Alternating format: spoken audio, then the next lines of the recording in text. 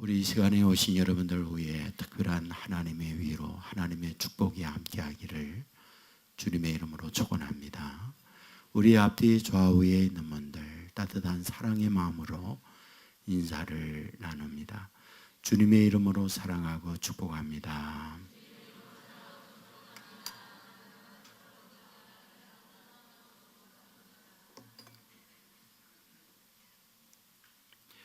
예, 감사합니다. 최근에 김동길 교수님, 연세대학 명예 교수님으로 계시는 분이 나이 들미 고맙다 이런 제목의 책을 내셨는데 그 책의 일부를 소개해 드리겠습니다. 전과 11범에 관한 이야기입니다. 영등포 교도소에 수감되어 있을 때 자신의 인생을 돌이켜보니 앞으로의 희망도 없거니와 밖에 나갔을 때에 그 누구도 나를 달갑게 맞이하는 사람이 없으니 더 이상 살아갈 이유 없다. 자살을 계획합니다. 전과 11범답게 멋진 자살을 계획하죠. 자기 말을 들을 수 있는 밑에 있는 죄수에게 이야기해요. 면도날 좀 구해봐라. 면도날 12개를 어찌 하면서 구해다 줍니다. 그것을 끄고 입에 넣고 질근질근 씹으면서 12개를 다 삼켜버렸어요. 문제는 그 이후부터죠. 고통, 아픔, 지금까지 겪었던 그 어떠한 괴로움과 비교할 수 없는 통증이 밀려오게 된 거죠. 비명을 질렀습니다. 대굴대굴 굴렀어요. 교도관이 의무실로 데려가서 엑스레이 촬영 결과 의사가 말하죠. 즉시 수술하지 않으면 죽습니다. 그는 얘기했습니다. 나는 더 이상 살 이유가 없습니다. 여기에 있나 밖에 있나 내 인생은 힘들었고 더 이상 미래에 희망도 없으니 이것으로 죽겠습니다. 그는 그곳에서 밤새 괴로움을 겪어요. 비명을 지릅니다. 그런데 그날 새벽 그 교도소 안에 있는 교회가 새벽 종을 치는 거예요. 땡그랑 땡그랑. 매일같이 그 새벽 종을 쳤지만 한 번도 들어본 적이 없었던 그는 처음으로 그 종소리를 잠을 자지 못하는 그 시간에 듣게 된 거죠. 이상한 일이 있었어요.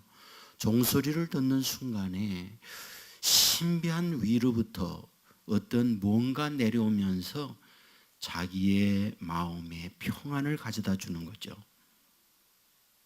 한 번도 살아오면서 이런 평안을 경험한 적이 없던 거였어요. 어찌된 일일까? 종소리가 나에게 이런 평안을 가져다 주다니. 그리고는 그 안에 빛이 되어 있던 성경을 펼치게 됐어요. 요한복음이었죠. 그리고 이 말씀을 읽은 거예요. 하나님이 세상을 이처럼 사랑하사 독생자를 주었으니 이는 그를 믿는 자마다 멸망하지 않고 영생을 얻게 하려 하심이라. 그동안에 누군가가 자기에게 전도하는 사람이 있었어요. 그때마다 하는 말, 내 주먹을 믿지 없는 하나님 믿지 않는다. 이게 그가 한 말이었어요.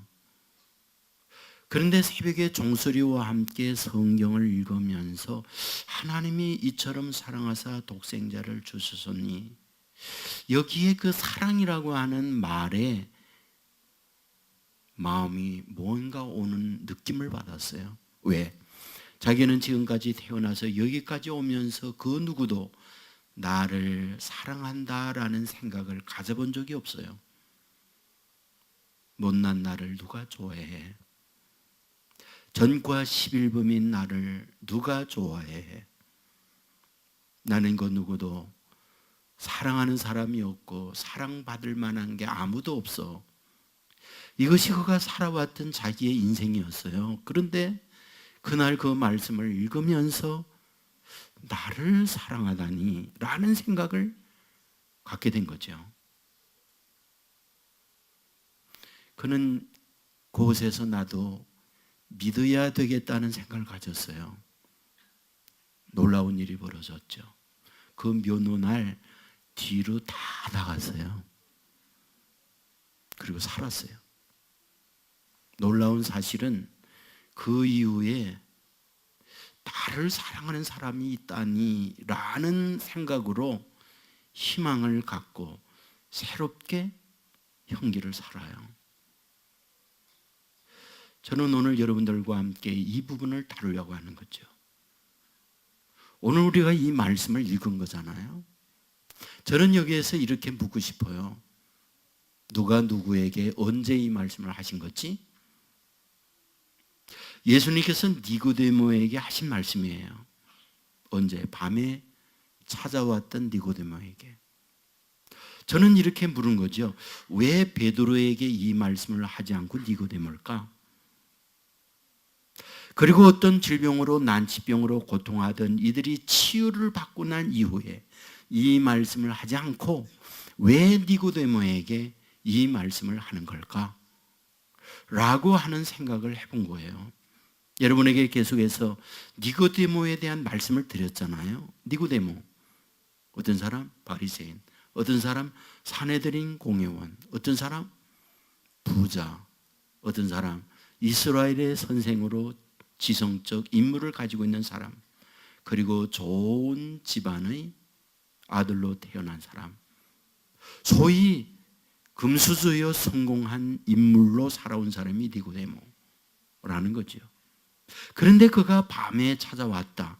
그 밤에 찾아왔다라는 걸 이해하기 위하여 무엇을 생각하면 좋으냐?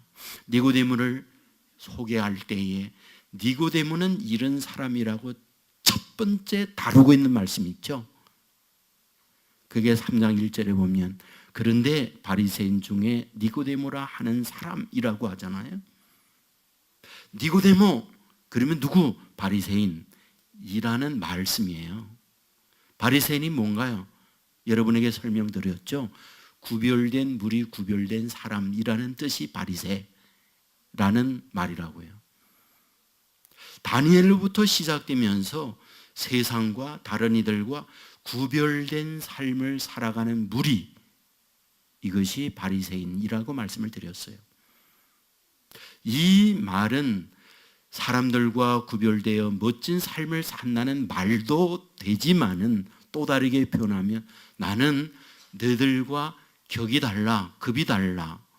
우열반이 있을 때에 우수한 반에 있으면 열등한 반에 있는 아이들하고 지내면서 나는 너와 반이 달라 라는 것이 바리새인이라는 의미에 담겨 있다는 거죠. 그러면 바리새인이란 뭡니까? 자기와 급이 다른 이들을 향하여 무시하는, 그리고 멸시하는, 그리고 잘난 체하는, 이게 바리새인이라는 말 속에 담겨 있다, 그런 얘기죠. 여러분, 그와 같이 격이 다르니까, 그와 같이 어떤 급이 다르니까, 그와 같이 반이 다르니까 정말 행복했을까요? 여러분, 그런 우울감에 의하여 조금은 나아졌는지 모르지만 사실은 그 이후에 따라오는 공허는 굉장히 커요. 그래서 어쩌다는 건데 사실은 그렇다고 해서 행복과는 거리가 멀어요. 그것만인가요? 산헤드린 공회원이라고 그랬어요. 산헤드린 공회원 어떠하다고요? 당시 최고의 권자, 최고의 성공한 사람, 모두가 다 부러워하는 위치에 올라가 있는 사람이 산헤드린 공회원이라는 말이라고 했어요. 여러분, 산헤드린 공회원 누구나 다 아무나 되는 자리입니까? 절대 아니잖아요. 누군가가 멍석을 깔아주면서 여기에 앉으소서라고 함으로 산헤드린 공회원이 되는 건가요? 절대 아니잖아요. 예나 지금이나 그런 높은 자리는 제한된 자리고, 그 제한된 자리는 수많은 경쟁, 아기다툼, 살벌한 생존 싸움에서 견뎌낸 사람만이 올라가는 거죠. 니고데모는 어떠하다. 그런 치열한 과정 속에서 그 자리에 올라간 사람, 그가 산헤드린 공회원이라는 말이죠. 여러분, 그런 치열한 경쟁 속에서 그 자리에 올라앉으면 그 이후에 모든 것 만사오케이, 행복과 더 부를 것이 없는 그의 인생인가요? 결코 아니죠. 그 자리에 올라가서 보니까 너무 힘든 거잖아요. 여러분에게 말했죠. 저 포도는 쉬어서 못 먹어 하는 이소와 여우가 지나가다가 포도를 보고 뛰고 또 뛰고 못 다니가 하는 말, 저 포도 쉬어서 못 먹어. 그런데 한국 여우는 다르다고 그랬죠. 어떻게? 사다리 구해온다고 그랬잖아요. 그리고 사다리 구해서 올라가서 딱 먹어보니까 쉬어. 너무 쉬어. 그런데 아래에 있는 사람이 뭐예요? 다 침 흘리면서 불우해. 소위 고진감래라는 마음으로 힘들게 그 자리에 올라가서 포도를 땄는데 너무 신데 말할 수 있어요? 이거 못 먹어. 돌포도야. 말할 수 있어요? 미수진다고 그랬잖아요. 너무 맛있다. 아래에 있는 여우, 다른 여우들로 하여금 부러워하도록. 그런데 어떻다고요? 계속 먹다가 위장병 걸렸다는 거잖아요. 그게 한국의 여우들이라고 그러잖아요. 우리는 다 그렇게 사는 거예요. 그렇게 힘들게.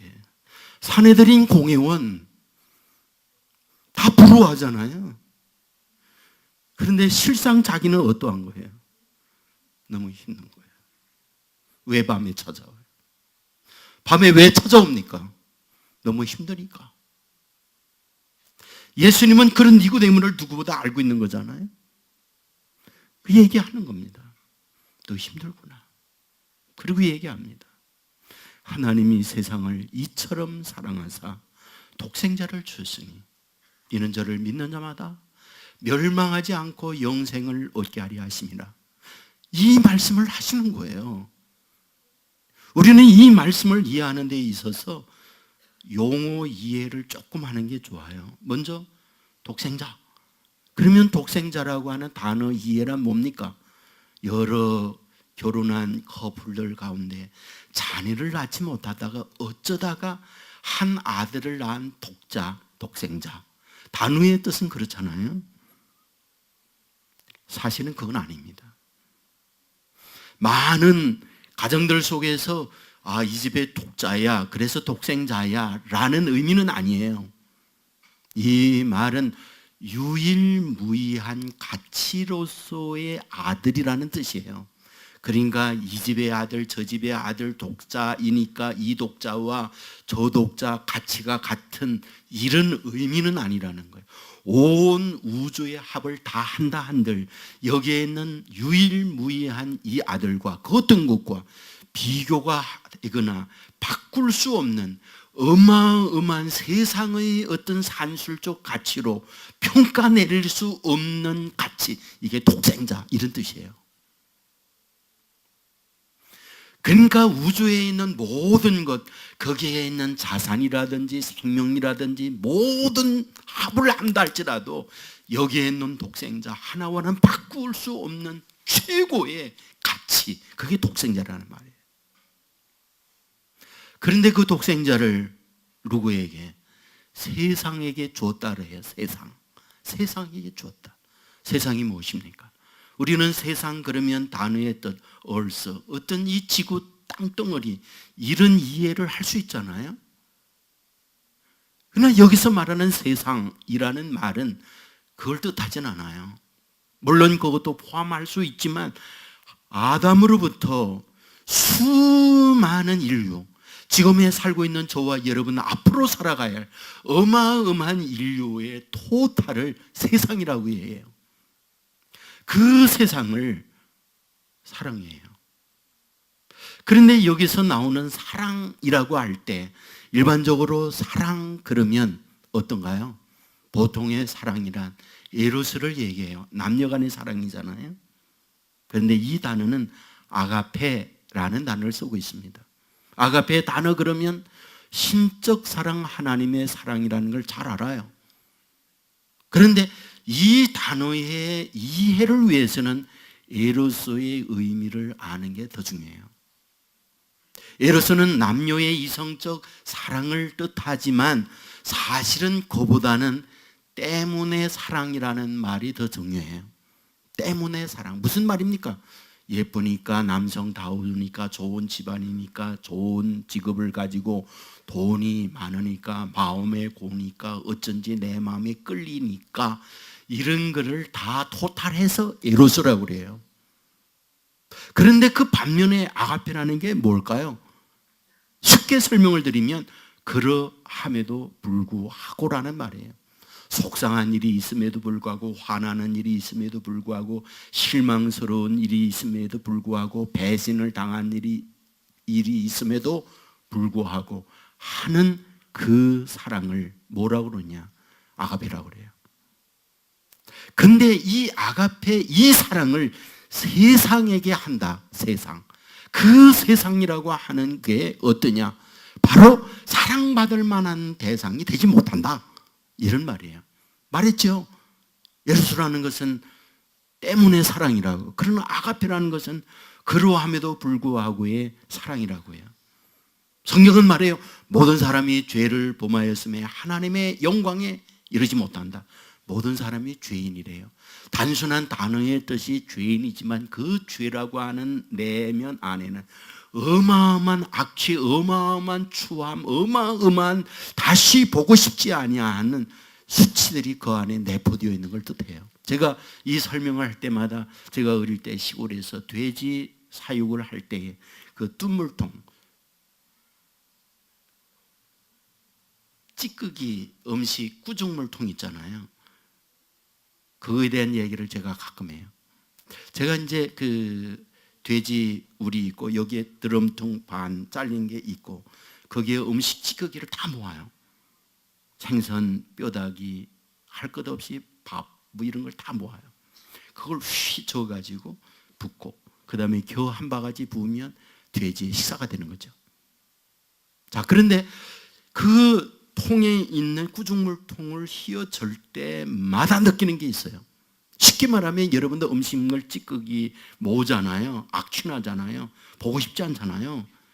그런 통이 돼지 밥통에 넣어 있는 거죠. 그런데 가서 보면은 침전이 되잖아요. 쌀을 닦아서 쌀, 겨 그런 것들이 위에 덮이면 눈처럼 희게 싹 덮입니다. 그 물은 정수기 물처럼 그렇게 깨끗하고 흠이 하나도 없어요. 마셔도 될 만한 물이에요. 그런데 거기에다가 휘 한번 젓잖아요. 5만 개 다 올라와요. 저는 지금도 생각할 때마다 느끼는 게 저게 내 마음이구나. 그 생각이 드는 거예요. 여러분, 안 건드리면 전 천사예요. 그런데 건드렸다 하면 제 안에 5만 쭉정이가 다 올라와요. 그게 저 모습이구나.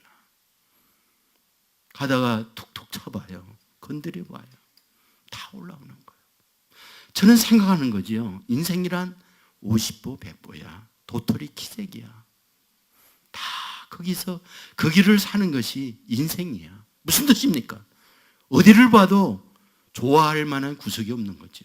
사랑할 만한 구석이 없는 거죠. 그런데 오늘 성경은 뭐하다? 이처럼 사랑했다는 거예요. 그러면 여기에 이처럼 사랑하다 어떤 사랑입니까? 이처럼 많은 사랑이 그 이처럼 많은 사랑을 바울은 로마서 5장에서 설명을 해요.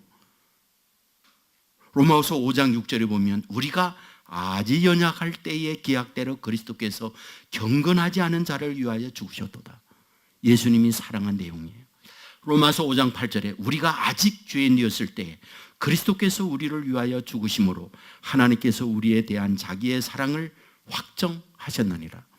5장 10절에 우리가 원수 되었을 때에 그의 아들의 죽으심으로 말미암아 하나님과 화목하게 되었은즉 화목하게 된 자로서 더욱 그의 살아나심을 말미암아 구원을 받을 것이니라.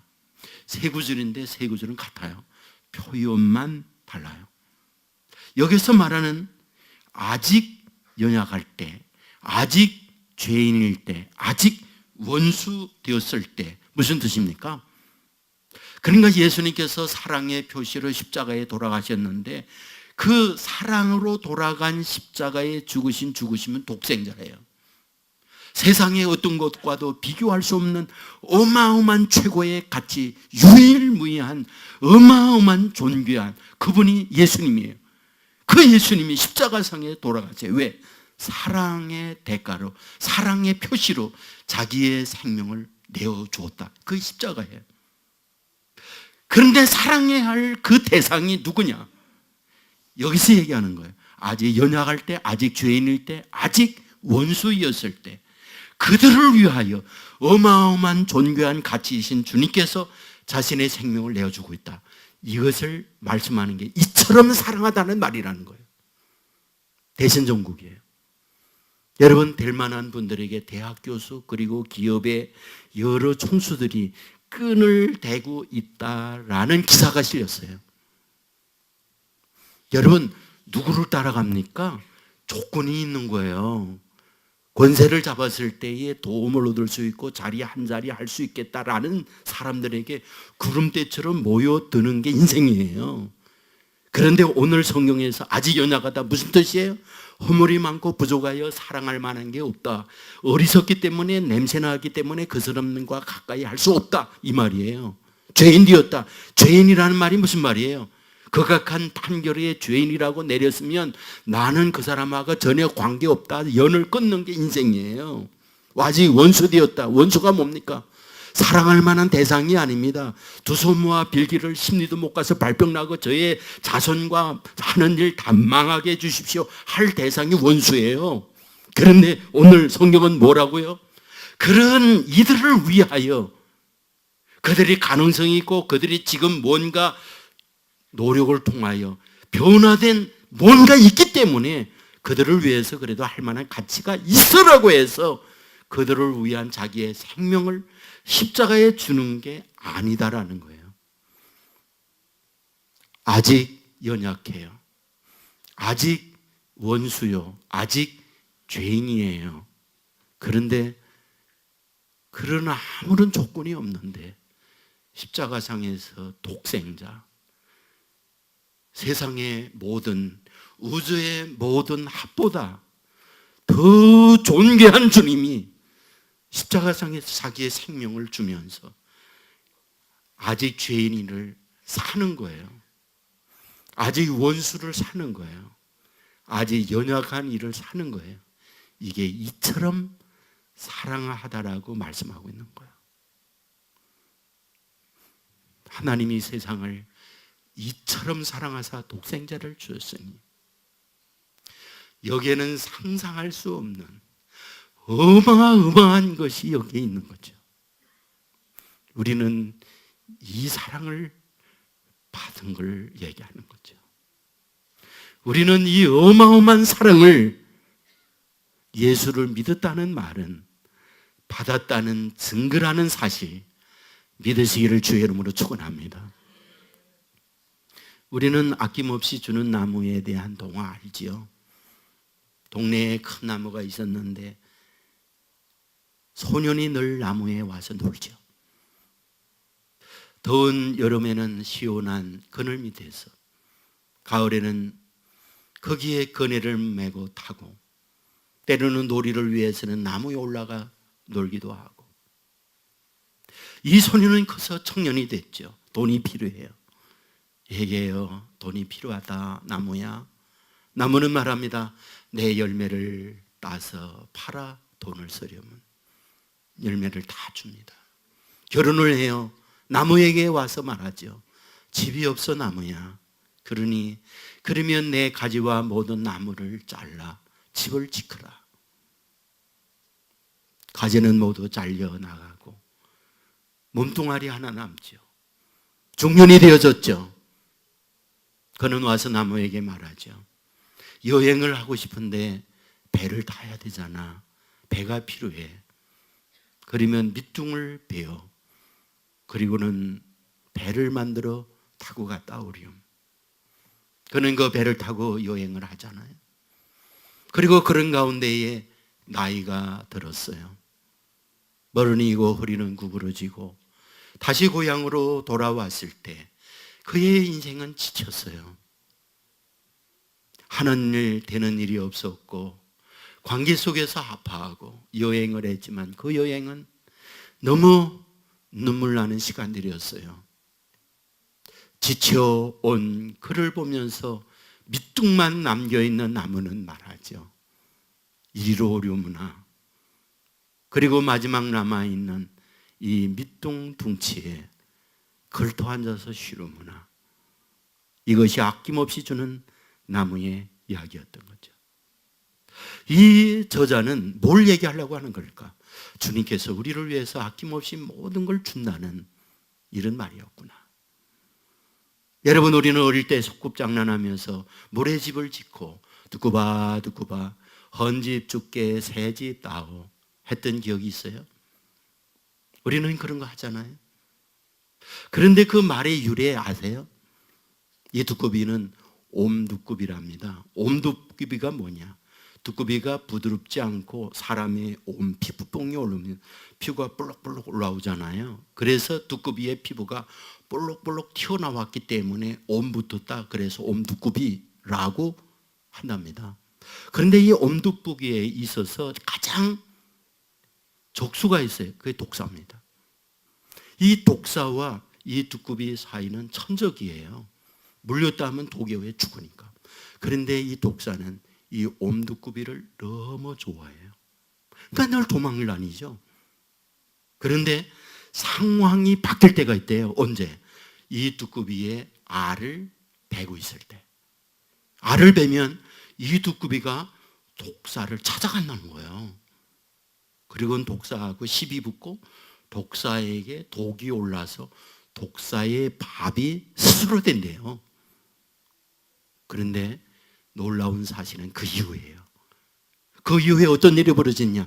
이 두꺼비가 독사의 뱃속에 들어가서 독을 뿜는다는 거예요. 그래서 그 독사를 죽인다는 거예요. 그리고는 독사가 죽고 나면 자기 안에 있는 알을 거기에서 부화를 시킨대요. 두 가지 이유가 있답니다. 천적으로부터 자기 새끼를 보호하려고.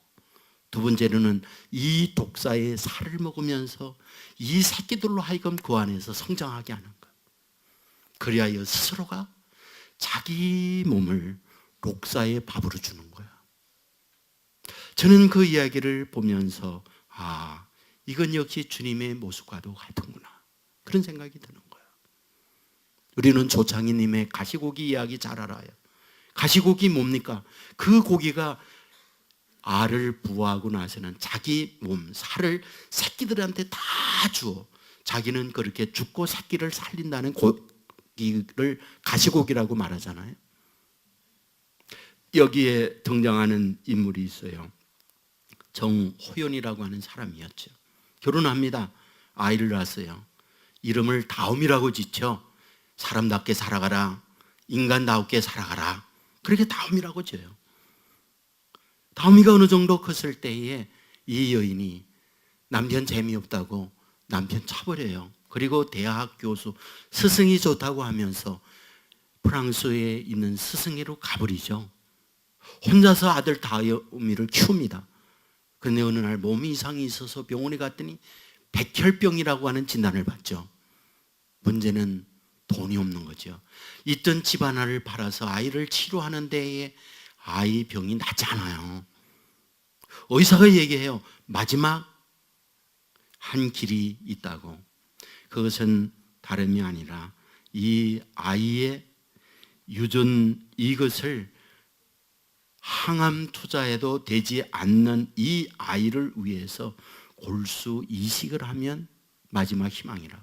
근데 골수 이식자가 없어요. 그런데 오래 이곳저곳 찾아보는 과정 속에 일본에 있는 한 여인으로부터 골수가 맞는다는 연락이 왔어요. 문제는 시술비잖아요. 집 한 채를 팔아서 아이의 치료를 해주었고 지금은 돈이 없잖아요. 의사의 원무과에 근무하는 알고 있는 분이 얘기해요. 장기 밀매를 하면 수술비 가능하다. 그래서 신장을 팔기로 결심해요. 그 신장 팔기로 결심하고 검사하는 결과 이게 웬일입니까? 간암 말기라는 진단을 받습니다. 그래서 신장 밀매가 불가능하다.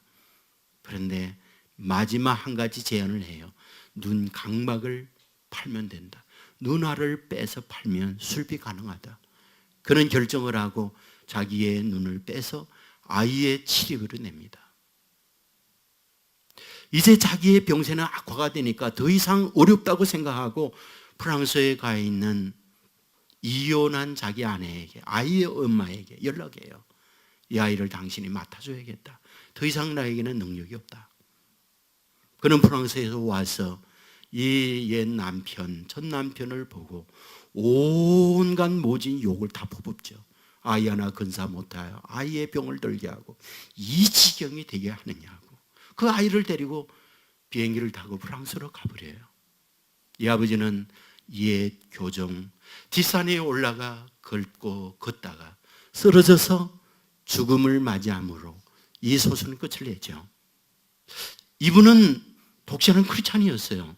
사석에서 하는 얘기가 자기는 예수 그리스도의 십자가의 죽으심을 어떻게 표현할까 하는 마음을 가지고 이 소설을 썼다라고 얘기를 해 주었어요. 예수님께서 우리를 위해서 자기의 생명을 이렇게 내어주는 것, 그게 이처럼 사랑하사라는 말이라는 거예요. 여러분에게 말했죠. 저는 1년 동안 디스크로 고생을 많이 하면서 힘들었다고. 어느 날 몸이 좀 나아졌다는 느낌을 받고 오래간만에 친구를 찾아가야겠다. 인쇄소하는 친구를 찾아갔다는 얘기 드렸잖아요. 왔냐 인사하고 저는 앉아 있었어요. 손님들이 많이 왔다 갔다 하니까 시간을 내서 저하고 얘기할 수 있는 뭐 차 한 잔 줄 만한 여유가 없었어요. 한 30분 정도 앉아 있는데 마음에 소위 자격지심이라는 게 있잖아요. 병들고 힘없고 아무것도 없으니까 얘가 나를 무시하nu나. 걔는 그렇지 않은데 제 안에 그런 생각이 들어요. 그래서 그냥 너 바쁘니까 나 갈게. 그래 알아서 가. 나중에 와. 인사하고 나왔거든요. 왜 이렇게 서러운지 하면서 서러우니까 눈물을 흘리면서 가는 거예요. 내가 이렇게 몸도 아프고 할 일도 없고 아이들도 친구들도 나를 무시하는구나. 이런 마음에 그렇게 서러운 거예요. 그 울면서 가는데 여러분 할 게 뭐예요? 마음으로 기도하는 거죠. 하나님 참 나는 갈 데가 없네요. 부모님은 여기에 계시지 않고 친척들도 없고 친구가 있어서 갔더니 친구마저 나를 이렇게 대접하는 것 같네요. 이렇게 이제 울면서 가는데 하나님으로부터 음성이 들려와요. 아들아 나는 그래도 너를 사랑해. 아들아 나는 그래도 너를 알아. 여러분 알죠? 서러울 때 자기 서러운 거 이해하고 알아주면 더 서러운 거. 그렇게 서러운 거예요. 그래 울면서 가는데 제 마음속에 주님께서 나를 알아준다고 하는 그것, 이것이 위로였고 희망이었구나. 저는 그걸 잊을 수가 없는 거죠. 여러분 오늘 본문에 이처럼 사랑하다라고 하는 이 사랑, 그게 도대체 뭔가? 남들은 악진한다고 돌았어요. 고약하다고 가까이 하지 않아요. 우리는 이거 알잖아요. 좋은 사람 만나면 같이 또 만나고 싶고 이익이 있다고 할 때는 어떤 끈을 대서라도 만나고 싶어요. 그러나 손해보고 만나고 나면 화나고 그러면 하는 말 다시 만나봐나 씨 그러고 가잖아요. 이게 우리들의 모습이잖아요. 그런데 니고데모에 대하여 주님은 그걸 아는 거죠. 잘난 체하고 그리고 남들과 가까이 하지 않고 그런데 마음은 힘든 거죠. 그런 모습으로 예수님께 왔을 때 예수님은 알고 있는 거죠. 말씀하는 거죠. 하나님이 세상을 이처럼 사랑하사 독생자를 주셨으니 이처럼 사랑해서 독생자를 주신단다. 내가 사랑받을 만한 것이 있어서 최고의 가치를 주어서 너를 건져내는 게 아니란다. 이 말씀을 하고 있는 거죠. 여러분 아시잖아요. 그는 변화됐다는 것. 진정한 변화는 어디에서 오는가? 저는 그 사랑을 느낄 때 오는 거라는 걸 확신해요. 율법을 알았어요. 율법을 안다는 말은 내 결심, 내 의지로 말미암아 말씀을 순종해야 된다는 걸 뜻하죠. 그러나 사랑이란 뭡니까? 율법의 능력을 뛰어넘는 힘이 사랑인 거죠. 어린 시절에 저는 곁길로 가고 부모의 마음을 아프게 하고 눈물 나는 일 많이 했어요. 저는 지금도 잊지 않습니다. 매를 맞아야 할, 혼을 나야 할 그때 저를 앉혀놓고 어머니께서 하셨던 그 모습 지금도 잊지 않아요. 용대가 내가 그럴 때마다 엄마의 마음은 너무 아프구나. 그러면서 우세요. 펑펑 매를 들어야 되는데 매를 안 들고 제 앞에서 우시는 거예요. 나는 내가 그럴 줄 몰랐다고. 그런 모습을 볼 때에 저는 거기에서 지금도 잊질 않아요. 매를 수천대 맞는 것보다 더 아팠던, 그리고 같이 어머니와 울었던, 그리고 마음 깊은 속에서 다시는 안 그럴게요. 다시는 엄마의 눈물을 나지 않게 할게요 라고 수없이 되뇌이면서 다짐했던, 저는 그걸 잊혀지지 않아요. 아, 이 본문은 우리 주님께서 니고데모에게 이걸 주려고 하는구나. 너 그동안에 얼마나 힘들었어. 너 얼마나 지쳤어. 내가 너를 이렇게 사랑한다는 것을 말씀해 주고 있는 것이 본문이구나. 우리는 알죠. 가늠하다가 현장에 붙들린 여인 끌고 왔어요. 말하죠. 매춘한 이 여인은 율법에 의하면 돌로 치라 했습니다. 당신은 어떻게 하겠습니까? 예수님은 땅에 뭔가를 써더니 일어나서 하는 말, 너희 중에 죄 없는 자가 먼저 돌로 치라. 양심이 있던 그들은 돌을 놓고 그 주위를 다 떠나요. 여인과 예수님만 남습니다. 물었죠. 너를 정죄하는 자가 어디 있느냐? 다 가고 없습니다. 나도 너를 정죄하지 아니하노니 다시는 죄를 짓지 마라. 여러분, 말씀은 간단하지만 이 말씀 안에 내포되어 있는 거 어마어마하지 않나요? 예수님은 여인을 알고 있잖아요. 매춘이 뭔가요? 즐거워서 그 일을 하는 여자는 아무도 없는 거잖아요. 인생의 막장에 더 이상 길이 없기 때문에 자신의 부모와 자신의 능력과 더 이상 어떤 길이 없으니까 인생의 막장으로 내딛는 게 매춘하는 거잖아요. 바로 이 여인은 그런 자리에 위치해 놓이는 거죠. 예수님은 보는 순간 바리새인들은 여인을 죽이겠다고 끌고 왔지만 예수님은 그걸 보고 있는 거죠. 얼마나 힘들었니? 여기까지 오기에 얼마나 아팠니? 내가 그럴 수밖에 없는 내 삶의 그 모든 과거의 아픔들 나는 한눈에 보이는구나. 내가 너를 위해서 돌을 맞을게. 나는 내 편이야. 이것이 예수님께서 그 여인을 위하여 하셨던 말씀이잖아요. 여인은 이런 모습에 모든 인생이 무너져 내리고 아픔이 치유되고 절망이 희망이 되어지고 그 누구에게, 그 어떤 이에게 이런 사랑을 한 번도 느껴보지 못한 그 사랑을 이 여인은 받고 있는 거잖아요. 성경은 말하고 있지 않지만 그의 인생은 바뀌어지는 거죠. 그 인생은 새로워지는 거죠. 니고데모로 하여금 지금까지 살아오면서 너 힘들었잖니? 나는 너를 알아. 이 사랑을 가지고 새로운 인생을 살아가자꾸나 라는 것이 주님께서 니고데모에게 이 말씀을 하고 있는 내용이라는 거죠. 이 말씀은 오늘 저와 여러분에게 동일하게 주는 말씀이라는 것 믿으시기를 주의 이름으로 축원합니다. 이 사랑을 우리가 머리가 아닌 가슴으로 느낄 수만 있다면, 그래, 주님이 나를 이렇게 사랑해, 이 사랑을 가슴으로 느낄 수만 있다고 그러면 아무리 힘든 자리에 있다 할지라도 우리는 일어날 수 있어요. 내 편은 아무도 없다 할지라도 주님만은 내 편이라는, 주님만은 나를 이해해 준다는, 주님만은 이런 나를 받아준다고 하는 이것을 확신하기만 한다고 하면 우리는 웃을 수 있어요.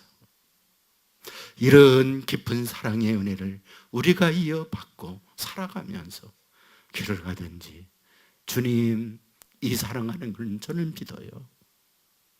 잠자리에 눕고 있으면서 모든 것이 다 무너져 내린 그런 상황이라 할지라도 주님 여전히 나를 이해하고 사랑하는 걸 믿어요.